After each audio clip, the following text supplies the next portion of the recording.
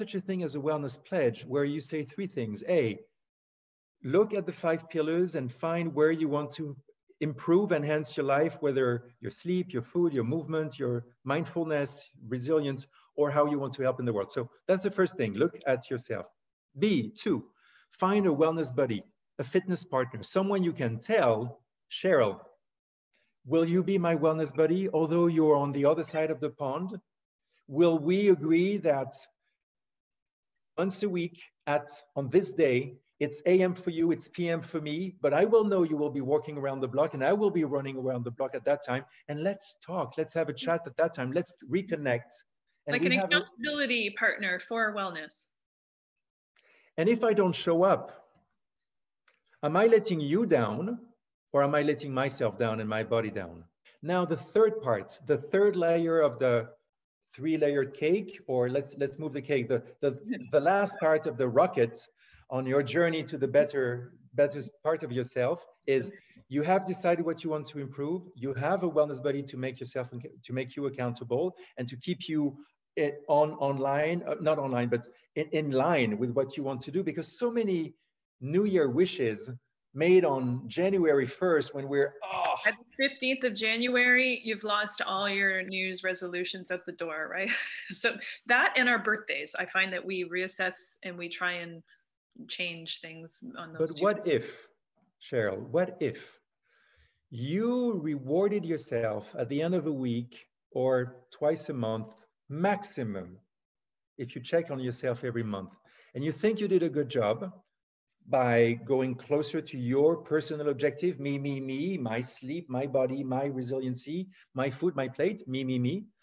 If you think you're doing better and better in this, can you reward yourself by putting $5 or $10 in a box, a shoe box, a sock under your mattress, in a piggy bank, in a jar? Put that money on the side, because this is the money you would like to reward yourself. This is what you would like to give to someone who needs everything.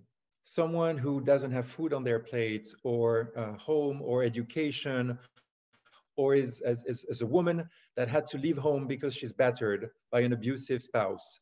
How can your sweat turn into tears of joy by someone? Because if you think you do a good job, how much would you like to give to someone else? And put that in a jar. Forget about it. And then on World Wellness Weekend, when you celebrate your advancements, the better person you are, thanks to your wellness buddy, thanks to your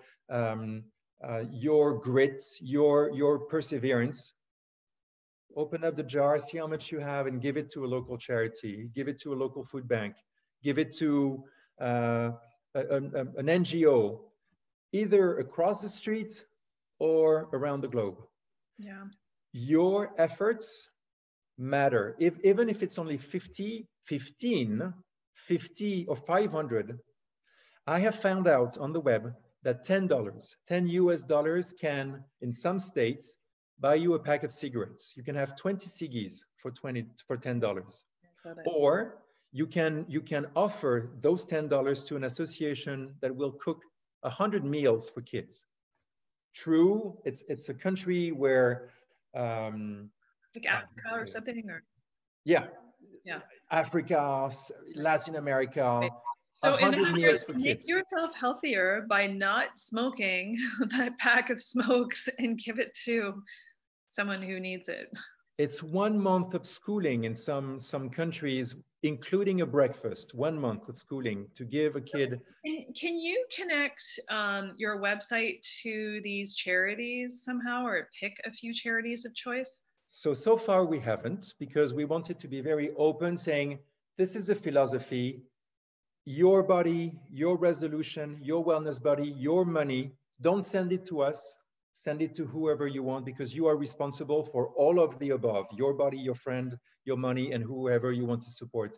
And these are some of the reasons why I'm so passionate about World Wellness Weekend and making it meaningful, way more than 20% discount on products, 2 come, 1 pay, and let's have a head massage.